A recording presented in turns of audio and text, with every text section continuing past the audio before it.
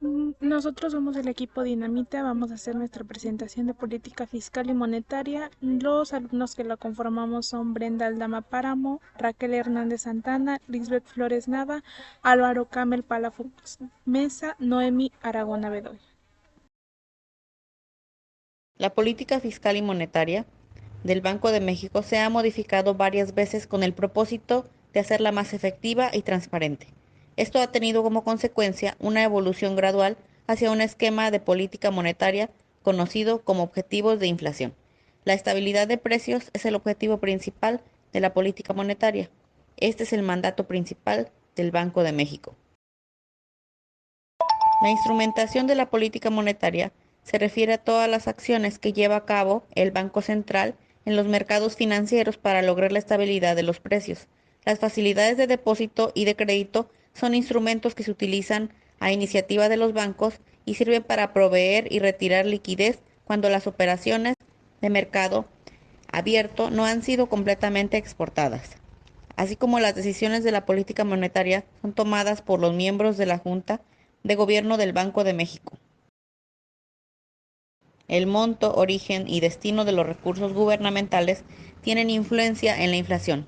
Por el lado de los ingresos, tanto la política impositiva de precios públicos como de deuda pueden tener resultados inflacionarios. Por ejemplo, si aumentan los impuestos al consumo o el precio de bienes regulados, como la gasolina, y esto no es compensado con las reducciones de precios en otros bienes y servicios, muy probablemente esto se vea reflejado en una mayor inflación.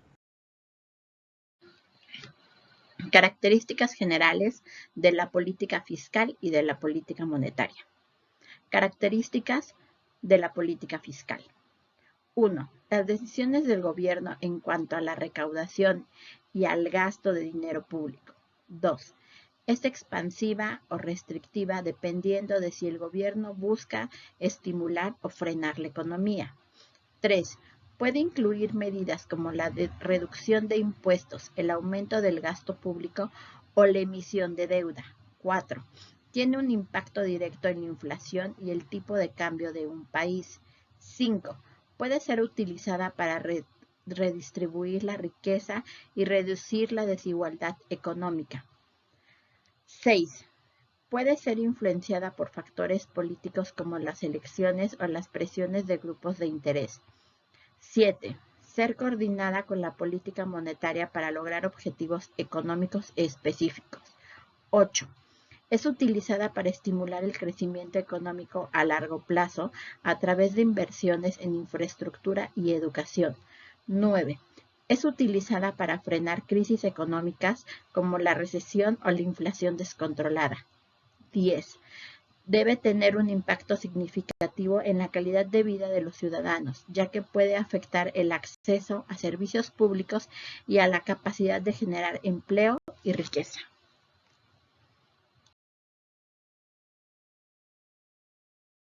Características de la política monetaria. En México, el objetivo de la política monetaria es mantener la estabilidad de precios, es decir, controlar la inflación.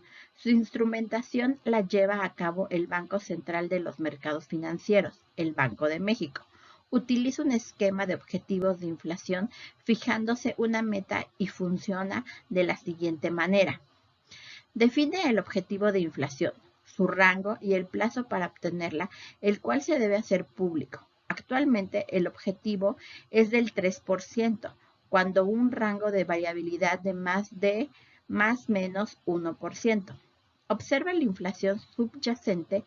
Esta medida de inflación quita todos los precios de bienes y servicios que afectan a la inflación de manera temporal para así identificar su tendencia. Analiza todas las causas de la inflación para poder proveer su comportamiento en el futuro. Este tipo de análisis los publica en los informes trimestrales y con base en esto toma las acciones necesarias. Comunica de manera transparente información económica relevante, así como las decisiones de política monetaria pública. El calendario con las fechas en las que dará a conocer sus decisiones de política monetaria y 10 días hábiles después de cada anuncio da a conocer la minuta correspondiente a la sesión de la Junta de Gobierno durante la cual se deliberó y tomó la decisión correspondiente. Para que esto funcione y su refuerzo, la credibilidad de la sociedad en el esquema de objetivos de inflación, es necesario que exista 1. Autonomía a la autoridad monetaria y rendición de cuentas, la transparencia. 2. Congruencia entre la política fiscal y monetaria. Y 3. La herramienta que utiliza el Banco de México para no desviarse de sus metas de inflación es la tasa de interés objetivo, conocida también como la tasa de interés interbancaria a un día, y es la tasa que anuncia el banco en sus decisiones de política monetaria. ¿Cómo es que la política fiscal sirve en el medio para alcanzar la estabilidad dentro del campo económico?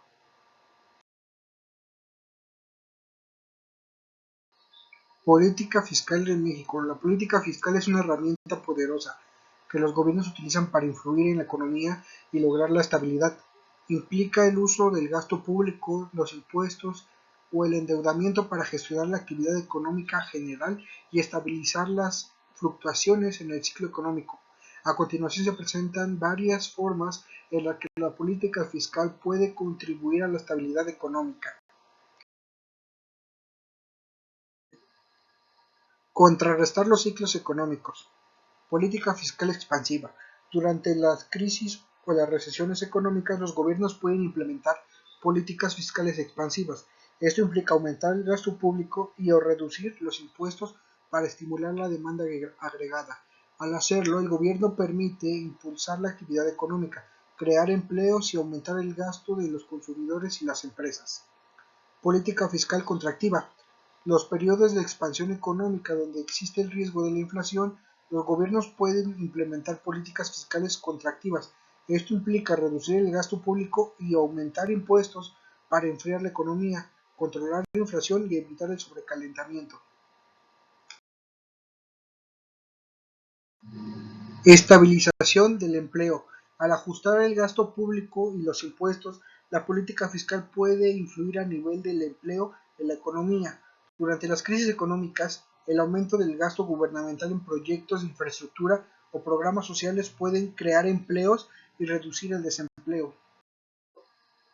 Control de inflación.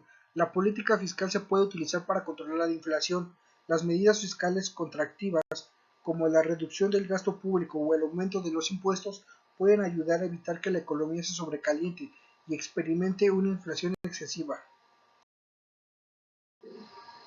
Abordar la desigualdad de los ingresos. A través de las políticas tributarias, los gobiernos pueden abordar la desigualdad de los ingresos. Los sistemas tributarios progresivos, en los que las personas con mayores ingresos pagan mayor porcentaje de ingresos en impuestos, pueden ayudar a redistribuir la riqueza y reducir las dispersiones económicas. Inversión en infraestructura. Los gobiernos pueden utilizar la política fiscal para invertir en proyectos de infraestructura como carreteras, puentes y transporte público. Esto no solo crea empleos en corto plazo, sino también mejora la capacidad productiva de la comunidad en el largo plazo. Estabilizadores automáticos. Ciertos componentes de la política fiscal, como los impuestos progresivos sobre la renta, las prestaciones por desempleo, actúan como estabilizadores automáticos. Durante las crisis económicas, los ingresos fiscales tienden a disminuir y los gastos en prestaciones por desempleo tienden a aumentar, lo que proporciona un efecto estabilizador natural, sin necesidad de una intervención gubernamental activa. Gestión de la deuda. La política fiscal también es crucial para gestionar la deuda pública. Las políticas fiscales prudentes implican equilibrar los presupuestos a lo largo del ciclo económico, tener déficits durante las recesiones y superávits durante las exposiciones económicas. Esto ayuda a mantener la sostenibilidad de las finanzas públicas. A continuación, veremos el siguiente punto, que es funcionamiento de la política monetaria dentro del campo económico y su influencia en el mercado. Como ya hemos visto en puntos anteriores, la política monetaria. Para describir un poquito más, ¿qué es la política monetaria en México? En México, el objetivo de la política monetaria es mantener la estabilidad de precios, es decir, controlar la inflación. La política monetaria implementada por el Banco de México ha creado condiciones propicias para el crecimiento económico sostenido, permitiendo alcanzar niveles de inflación estable y significativamente bajos. Como podemos ver en la tabla de la inflación en los últimos años, de acuerdo al INEGI, a septiembre de 2023, la inflación se ubicó en 4.45, lo que quiere decir que en los últimos años, como lo podemos observar en la figura, se ha mantenido estable. Bien, ahora para describir cómo funciona la política monetaria y el mercado, definiremos un poco. El Estado y el mercado son instituciones complementarias. El Estado es el sistema constitucional y la organización o aparato que lo garantiza. Es la principal institución que coordina las sociedades modernas, el principal instrumento a través del cual las sociedades democráticas moldean el capitalismo para poder alcanzar sus objetivos políticos. El mercado es una institución basada en la competencia que, bajo la regulación del Estado, contribuye a la coordinación de la economía. Considerando lo anterior, a manera de ejemplo pondremos el modelo de crecimiento hacia afuera o neoliberal, que desde finales de los años 80 es el modelo que establece el Estado o que lanzó al mercado para el ataque de la crisis económica y la necesidad de reconstruir el Estado. ¿Qué es este modelo hacia afuera o neoliberal? Disculpen por mi voz, pero tengo muchísima gripa y se me va la voz. Se planteó entonces la necesidad de adoptar una nueva estrategia encaminada a generar las condiciones que impulsaran el crecimiento autosostenido de la economía mexicana, evitar ineficiencia productiva, sesgo antiexportador y baja capacidad de ahorro interno.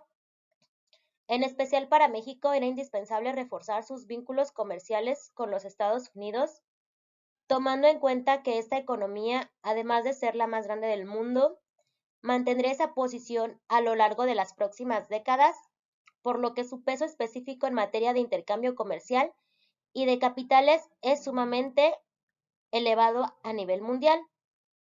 Para que este modelo resurgiera se tomaron algunas consideraciones que veremos en la diapositiva siguiente. ¿Cuáles son las nuevas estrategias para este modelo? Para la instrumentación de la nueva estrategia se definieron dos vertientes que se complementarían entre sí y de las cuales se actuaría en forma simultánea. A. La estabilización macroeconómica y B. La modernización de la economía nacional. ¿Cuáles son estas medidas? 1. Reformar la política fiscal, reformar la misma política monetaria, política del comercio exterior, política de modernización y política salarial y agropecuaria.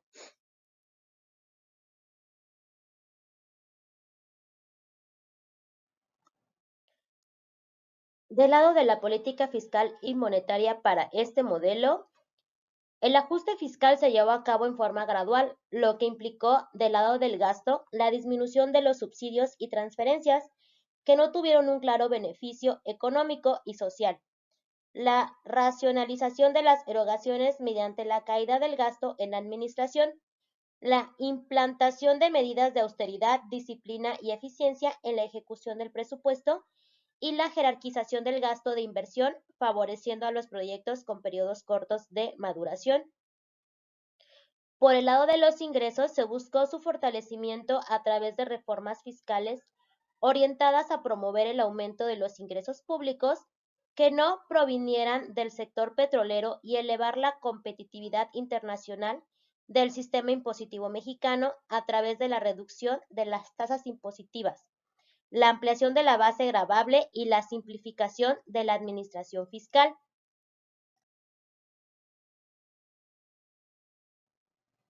De la política del comercio exterior. A partir de 1985 se inició la política de liberación comercial, consistentes en la eliminación de las restricciones no cuantitativas a la importación, acompañada de la disminución de los niveles arancelarios y su dispersión.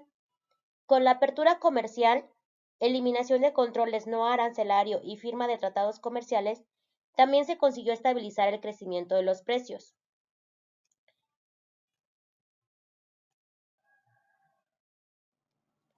Con esta política podemos decir que tenemos un estabilizador crecimiento de los precios. Por ejemplo, toda vez que mediante la competencia de productos del exterior fue posible reducir los exagerados márgenes de ganancia prevalecientes en varias ramas industriales, obligando a los productos mexicanos exportables a mantener en el interior del país precios y calidad competitivos con los provenientes del exterior. Por ello, la apertura comercial se constituyó en un elemento destacado en el combate a la inflación.